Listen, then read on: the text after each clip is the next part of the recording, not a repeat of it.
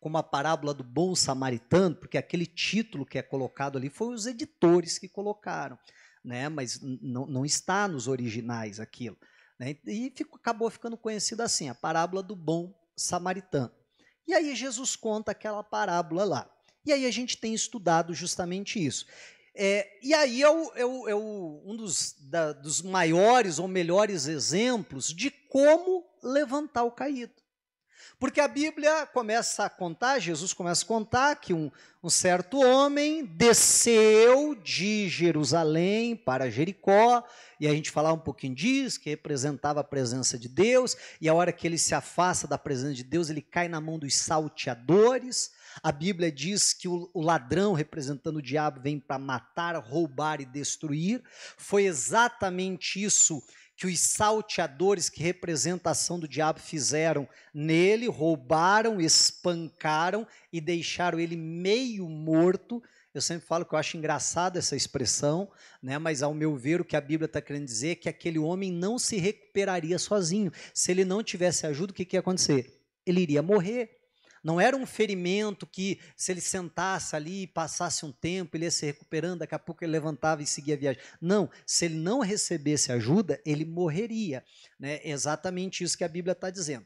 E aí a Bíblia diz que descia por aquele mesmo caminho, então, um sacerdote que, vendo, então, aquele homem, passou de largo. Descia também um levita, vendo ele, passou de largo. E aí chegou no personagem que a gente começou a tratar dele semana passada, que é do samaritano, que a Bíblia diz que ele, chegando lá e vendo ele, moveu-se de íntima compaixão. A gente destacou 3 coisas aqui na semana passada. Primeiro, que é essa questão da compaixão, o mesmo sentimento que a Bíblia registra que havia em Jesus, e nós precisamos ser movidos, a nossa motivação precisa ser o amor, precisa ser a compaixão, que é sentir a dor do outro, que é se colocar no lugar do outro, é aquela pergunta, né? E se fosse comigo? E se fosse eu? Amém? Porque o religioso, ele olha para o pecador de cima para baixo, ele diz, eu sou santo, você não, você é pecador. Lembra da oração do fariseu? Não faz muito tempo eu preguei aqui. Graças eu te dou porque eu não sou como os outros homens. Lembra disso? Não, eu sou de um naipe diferente, uma qualidade diferente, eu sou superior. Né? É assim que o religioso olha para as pessoas, mas nós vamos olhar com esse olhar de compaixão, entendendo, meu irmão, que se nós estamos de pé e alguém está caído, alguém está no pecado, longe de Deus, nós não somos melhores do que aquela pessoa, nós somos farinha do mesmo saco, a única diferença é que a graça de Deus me alcançou. Essa é a diferença. Se não fosse a graça de Deus na minha vida, eu estaria na mesma situação que aquele ou ainda muito pior. Não é verdade? É esse olhar de misericórdia, esse olhar de compaixão que nós temos que ter. E é esse olhar que ele teve. Então, movido de íntima compaixão, ele se aproximou. Aí eu falava desse segundo ponto, que nós vamos se aproximar, porque geralmente quando alguém cai no sentido de um pecado, principalmente quando é um familiar, meu irmão, muitas vezes aquilo nos fere, muitas vezes não, sempre, né? Aquilo nos fere, aquilo nos chateia. E a consequência disso, muitas vezes, é a pessoa se afastar. E isso é muito perigoso, porque como é que eu vou ajudar alguém se eu não me aproximo, se eu estou afastado? Como é que eu vou, aí no próximo ponto que a gente já vai abordar, tratar as feridas se eu estou longe? Então eu preciso me aproximar, não só fisicamente, mas, sabe, estar perto, emocionalmente também, estar perto. Para quê? Para fazer aquilo que ele fez, tratar, atar as feridas. Daí a gente falava das feridas emocionais, né, que precisam ser tratadas. Bom, a gente parou aqui na semana passada, esse culto está até gravado no YouTube, caso você não assistiu, o assunto te interessou, você pode depois procurar lá. Mas vamos daqui para frente em matéria nova. Então vamos começar lá direto ao ponto. Vamos para o versículo, deixa eu só ver aqui certinho qual que é o versículo. Aqui, o versículo 34. Vamos ler o 33? Para dar sentido o que está acontecendo, né? boa parte disso aqui eu já narrei, mas vamos lá. Diz assim, ó. Mas um samaritano que ia de viagem chegou ao pé dele e vendo, moveu-se o quê? De íntima compaixão. E aproximando-se, atou-lhe as feridas. Aí a gente parou aqui na semana passada, né? A partir de agora, a matéria nova. Aplicando-lhes azeite e vinho. Amém. Meu irmão, o próximo passo, no caso aqui na sequência, seria o quarto passo que eu quero lhe chamar a atenção, para que a gente possa levantar o caído, é isso aqui. Olha que interessante. A história, a parábola que Jesus conta, é uma parábola muito curta, muito resumida. Só que a Bíblia, ela faz questão, ou Jesus faz questão, de colocar esse ponto aqui. Atou-lhe as feridas, aplicando-lhes azeite e vinho. Perceba, se eu e você fôssemos contar uma história, alguém que caiu, que se acidentou, que se feriu, alguém foi lá, ou eu fui lá e cuidei das feridas. Meu irmão, numa história tão resumida, dificilmente a pessoa colocaria o que é que foi usado nas feridas. Qual foi o remédio, vamos assim dizer, aplicado na ferida. O mais lógico de uma história tão curta era dizer, olha, ele foi lá e cuidou das feridas, ponto. Mas aqui a Bíblia faz questão de dizer o que é que foi aplicado nas feridas. Você está me entendendo? Né? Então isso não é à toa, isso não é por acaso, não está aqui por acaso. E como eu disse, essa parábola, como todas as parábolas de Jesus, eram cheias de simbolismo. E aqui eu penso que não é diferente. Está nos ensinando que para nós cuidarmos das feridas, e repito que essas feridas não são só feridas físicas, mas principalmente feridas emocionais. Precisa aplicar azeite e vinho. E essas duas feridas, ao meu entender, respeito que outros leiam e entendam diferente, mas ao meu entender, ela faz menção aqui, primeiro elemento, o azeite. Esse é até a mais fácil da gente entender. Porque azeite fala de unção. Azeite é um dos símbolos também do Espírito Santo. Azeite é algo até comum, que a gente usa bastante, né? Para ungir as pessoas, ungir o doente, e assim por diante, como a Bíblia, então, nos ensina. Então, é muito claro que a questão do azeite aqui remete a uma questão espiritual. Como que ele sarou a ferida? Né? Com uma questão espiritual. Só que a Bíblia diz também que ele aplicou vinho naquelas feridas, né? E o vinho, biblicamente falando, ele remete até à alegria, né? E eu penso que aqui quer dizer um sentido natural, um sentido até mesmo, dentro dessa perspectiva que eu tenho trazido, emocional. Porque um grande problema é que às vezes a pessoa quer tratar as feridas só de uma forma espiritual. E o ser humano, ele é um ser espiritual, amém? Nós somos um ser espiritual.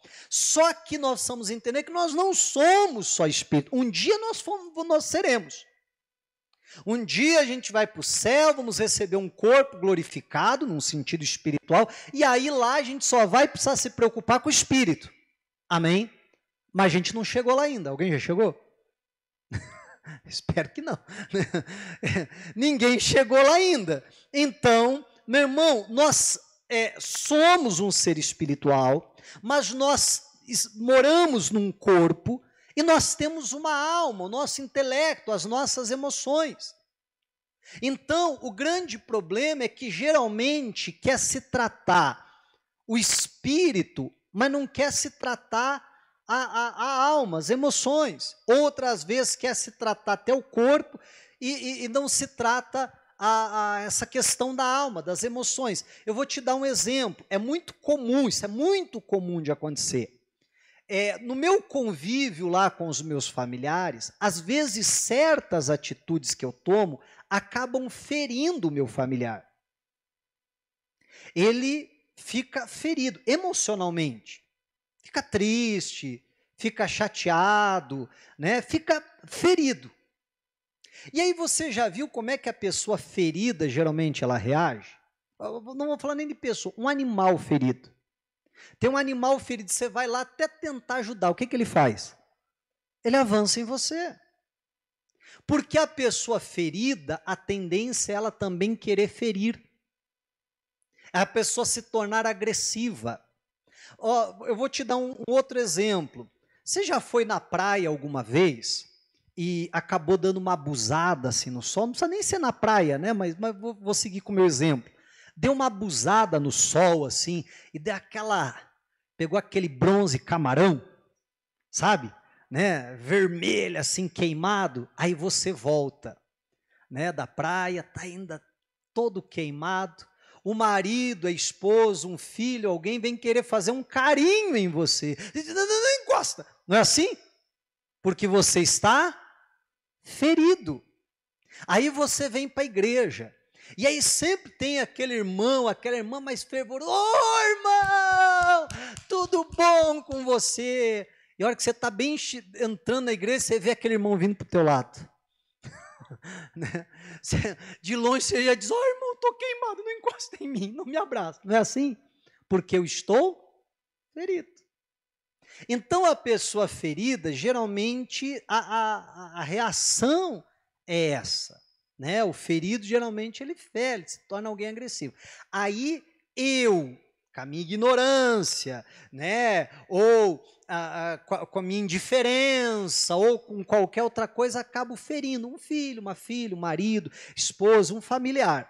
Aí aquela pessoa, como é que ela reage? Às vezes de uma forma agressiva. E aí quando aquela pessoa reage, mas quem que feriu? Fui eu. Né? Ou ainda que não seja, mas dentro do meu exemplo, fui eu. Aí quando aquela pessoa reage de uma maneira agressiva e tal, aí eu digo assim, brincadeira, hein? Não, mas fique tranquilo, eu vou orar por você. É assim ou não é? Porque eu sou muito santo, eu sou muito de Deus. Aí, entenda, tem uma ferida, mas quer aplicar só azeite. Mas tem que aplicar também vinho. E vamos ser sinceros, às vezes um abraço sara. Não é verdade? Às vezes um abraço cura a ferida. Às vezes só de você reconhecer que errou, sara a ferida. Olha, você me desculpe, eu errei. Amém? Não é verdade? Um pedido de perdão, meu irmão, isso sara muitas feridas emocionais. Amém? Sim ou não? Meu irmão, então olha que coisa séria. O grande problema é esse. A pessoa acha que o ser humano, ele é só espiritual. Não, ele é espiritual.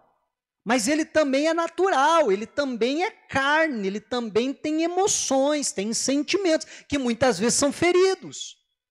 Agora, olha só, eu até falava isso semana passada, mas repito. Um familiar seu cai, bate o braço, bate a cabeça ou se corta, né? O que você faz? Você diz, poxa vida, corre, vamos levar para o hospital. Vai precisar dar ponto.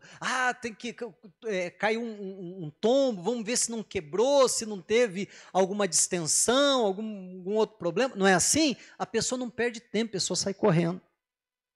Mas você já viu que quando as feridas são emocionais, não é essa a mesma preocupação? A gente percebe que o familiar está ferido, está magoado, está chateado, né? E aí, geralmente, a reação qualquer. Não, poxa vida, vamos ver o que está acontecendo, vamos sarar essa ferida, vamos ver se precisa dar ponto, se precisa engessar, vamos ver o que precisa ser feito. Não. Eu me disse assim, não, é uma fase, fulano está assim, daqui a pouco ele melhora. É assim ou não é? E vai deixando aquela ferida. E feridas emocionais, às vezes, doem tanto quanto, às vezes, até mais que questões físicas. Então, nós precisamos aplicar o azeite, sim, mas também precisa ser aplicado o vinho. Pastor, eu estou orando tanto pelo meu casamento, pastor. Com certeza meu casamento vai ser uma benção, pastor, porque eu oro tanto pelo meu casamento. Tá bom, eu oro tanto pelo meu casamento, mas chego em casa, sou um grosso, um estúpido, alguém indiferente. Meu casamento vai ser uma bênção? Não, meu irmão. Não, pastor, vai sim, porque eu estou orando, pastor, eu oro todo dia 3 horas sem parar pelo meu casamento. Tá bom, pode até estar aplicando o azeite, mas está faltando vinho. Se bem que agindo assim, só está quebrando princípios, né? E são princípios espirituais, mas só para você entender, então não é só uma coisa, a gente precisa ser alguém equilibrado, amém? Precisamos ser pessoas equilibradas, saber que precisa aplicar o azeite, mas também o vinho. E não é só o azeite, como também não é só o vinho. Aí tem outro que é aquela pessoa, aquele pai exemplar, aquele marido exemplar, mas que também não ora, não busca, não edifica o seu lar na palavra, e aí entra Satanás ali e acaba com tudo. Sim ou não? Então, por isso que eu dizia que a gente precisa ser, sabe, equilibrado. Saber que precisa aplicar o azeite, mas saber as coisas espirituais, as coisas de Deus, mas também o vinho. É uma coisa e outra. Amém? É os dois que precisam ser aplicados. Vamos continuar. Aí diz assim, ó.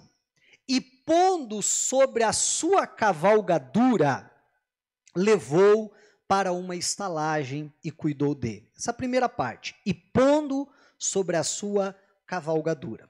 Vamos parar para pensar. Esse viajante está viajando com alguma montaria, seja ela qual for, seja um camelo, seja um cavalo, seja uma mula, seja um burrinho, sei lá, amém?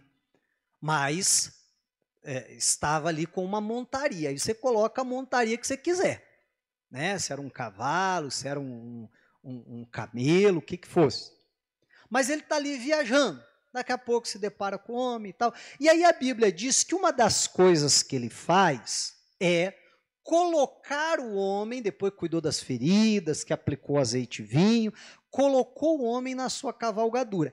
Pela lógica, o que me remete é que esse homem ele precisa descer da sua cavalgadura, seja ela qual for, como eu dizia, descer do seu animal.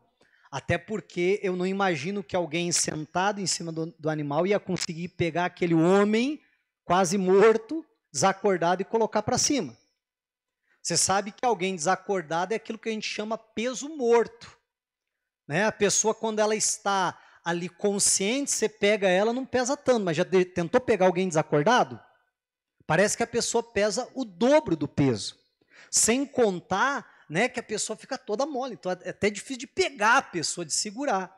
Então, pela lógica, me remete que esse homem precisou descer do seu animal, precisou pegar esse homem aqui, precisou colocar ele na sua cavalgadura, né, e teve que continuar o restante da viagem, segurando as rédeas do animal, indo a pé e levando. Poxa vida, eu nem conheço esse homem. Eu agora vou ter que andar a pé, e ele vai andar, vamos supor que era um cavalo, no meu cavalo. Mas é isso que o homem fez. Porque dificilmente ele ficaria em cima do animal junto com o homem. Ficaria até difícil essa questão. Né? Imagine então se fosse um camelo, que lembra do camelo, tem aquelas duas. Colocou o homem ali no meio, vai sentar onde? Em cima do homem? Né? Não era, então provavelmente que continuou o restante da viagem puxando. Ou ainda que ele continuasse em cima do animal, o que pela lógica eu acredito que não, né? A Bíblia não traz esse detalhe, mas pela lógica eu acredito que não, ele precisou colocar o homem ali no lugar onde ele estava. E eu acho que isso nos ensina muito, meu irmão, com relação a essa questão de levantar o caído. Porque nós precisamos, e por favor não me entenda errado, né? Eu acho que você já vai entender bem o que eu quero falar, mas sabe, descer até onde a pessoa está. E descer aonde ela está, na tentativa de elevar a pessoa na posição em que você está elevado. É isso que nós precisamos fazer, porque não tem como eu ajudar alguém, sabe, olhando a pessoa, como eu dizia há pouco, de cima para baixo, me julgando melhor do que aquela pessoa. Eu preciso descer, eu preciso me colocar no nível daquela pessoa para conseguir ajudá-la. Eu dava até um exemplo, né, aqui no culto da manhã. vamos dizer aí que você tem um filho adolescente e tal, ou às vezes não é um filho, já tem um neto, sei lá. Mas, meu irmão, é claro que a maturidade que aquela pessoa tem não é a mesma que a tua. É claro que a experiência de vida e assim por diante, até a maturidade espiritual, não é a mesma que a tua. E às vezes aquele pré-adolescente ou aquele adolescente vem contar algo para você e parece que o mundo vai acabar. E aí ele te conta, ela te conta e você diz assim, só isso? Você está preocupado com isso? Não é assim? Mas o isso é para mim que sou maduro. O só isso, você está entendendo? Para mim que tenho mais experiência de vida, e isso, e aquilo, aquele outro. Meu irmão, aquilo ali, você olha e diz, mas isso é tão fácil de resolver? Mas para aquela criança, ou para aquele pré-adolescente, ou para aquele adolescente, ou às vezes até para aquele jovem, aquilo ali é algo que realmente é o mundo da pessoa. Você está entendendo? Então eu preciso descer ao nível daquela pessoa. Lembra há pouco da compaixão? Né? Eu me colocar no lugar do outro também, eu sentir a dor do outro, mas preciso de empatia, me colocar no lugar da pessoa. Né? Então eu preciso me colocar no lugar daquela pessoa ali. Talvez para mim aquele problema nem seja muita coisa, mas talvez para aquela pessoa um problema gigantesco. E para eu conseguir levantar, ajudar, então eu vou ter que, está entendendo? Descer do meu animal, descer talvez de um nível até mais elevado que eu esteja, para conseguir ajudar aquela pessoa. Né? Até alguém que caiu, por exemplo, alguém que está no pecado, que errou, que se desviou. Meu irmão, eu preciso, não é eu me colocar como pecador igual a ela, não é isso. Mas há pouco como eu explicava, né? É eu olhar para aquela pessoa e até dizer para ela, olha, meu amigo, eu não sou melhor que você, que se não fosse a graça de Deus na minha vida, eu faria coisa pior do que você fez. Eu quero dizer para você que tem perdão. Eu quero dizer para você que Deus te restaura. Você entende que eu preciso, sabe, descer? Me perdoa a expressão, o grande problema é que às vezes a gente não quer descer do salto. Entende o que eu estou falando? A gente não quer descer do salto, mas a gente precisa. Meu irmão, olha só o que acontece quando o filho pródigo lá volta para casa. A Bíblia diz que o pai sai correndo ao encontro do filho e o abraça. Alguns estudiosos dizem que com aquela vestimenta era impossível alguém correr. Para alguém correr, e por favor não me entenda errado, era como se fosse um vestido aquilo, né? Então para alguém correr a pessoa precisaria pegar e levantar aquilo, segurar para conseguir correr. O que remete que provavelmente o pai tenha que ter feito isso, levantou. O que para o homem era uma vergonha. Mas aquele pai se expõe, aquele pai vai correndo até o filho, ainda que vamos supor que, não, esses estudiosos estão errados, não tem nada a ver essa questão de levantar lá. Tá bom, ainda que não seja assim, esse pai chega lá e abraça o filho. Como é que o filho está?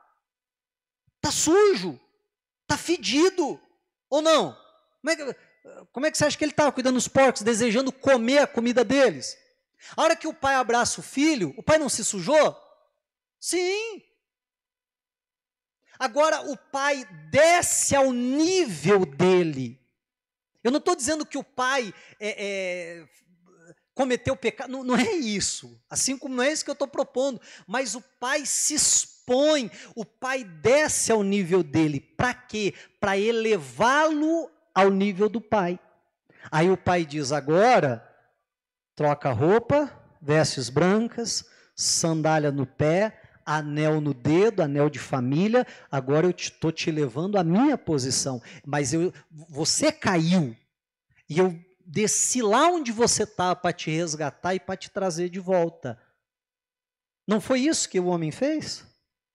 Ele tem que descer do seu animal, ele tem que pegar o homem, tem que levantar o homem lá para colocar no lugar que antes ele ocupava. E se a gente não fizer isso, meu irmão, é muito difícil a gente conseguir levantar o caído. A gente tentar levantar o caído com aquele arzinho de superioridade, disso nunca vai acontecer comigo. Meu irmão, é difícil levantar o caído. Amém? Mas quando a gente, sabe, numa hora como essa, eu te entendo, faz muita diferença. Olha, eu entendo o que você passou, entendo o que aconteceu. Eu não concordo até com todas as decisões que você tomou, por óbvio. Mas eu entendo o que você passou e eu estou aqui para te ajudar. Eu desci aqui para te levantar. Amém, igreja?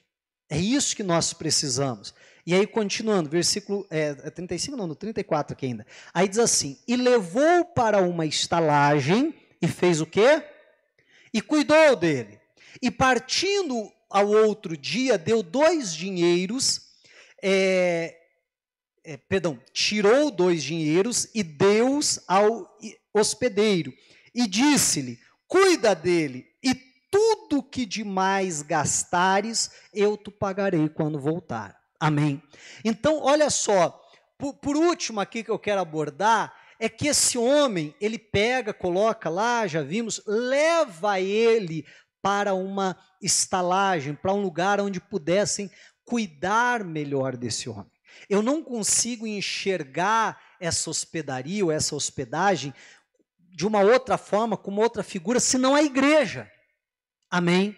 Levantou o caído, beleza, agora nós vamos para a igreja, onde você vai poder ser cuidado, onde você vai poder ser alimentado, onde você vai poder descansar, onde você vai poder repor as suas forças, onde você vai poder se fortalecer para nunca mais cair na mão dos salteadores. Amém? Agora entenda, o último ponto que eu quero lhe chamar a atenção é a questão do compromisso. Esse homem podia ter levado para a estalagem, chegado lá e falou, achei esse homem aqui no meio do caminho, trouxe aí para ver o que vocês fazem com ele, tá bom? Cumpri minha parte, tchau, estou indo embora. Não, ele se compromete, porque a Bíblia diz que levou ele até lá e cuidou dele. Mesmo ele já estando lá, ele continuou cuidando daquele homem. Meu irmão, é minha responsabilidade, é sua. A gente está evangelizando alguém e às vezes, sabe, tem certos entendimentos errados. A pessoa fica naquela, não, eu estou pregando Jesus para alguém, mas aquela pessoa tem que ter um relacionamento com Jesus, eu não tenho nada a ver com isso. Meu irmão, calma, você está querendo colocar a carroça na frente dos bois. E aí, nesse pensamento, às vezes a pessoa acha assim, que é abrir a porta da igreja, jogar alguém para dentro e dizer, agora se vira, que agora acabou a minha responsabilidade. Não é mais ou menos assim? Né? Até com a família.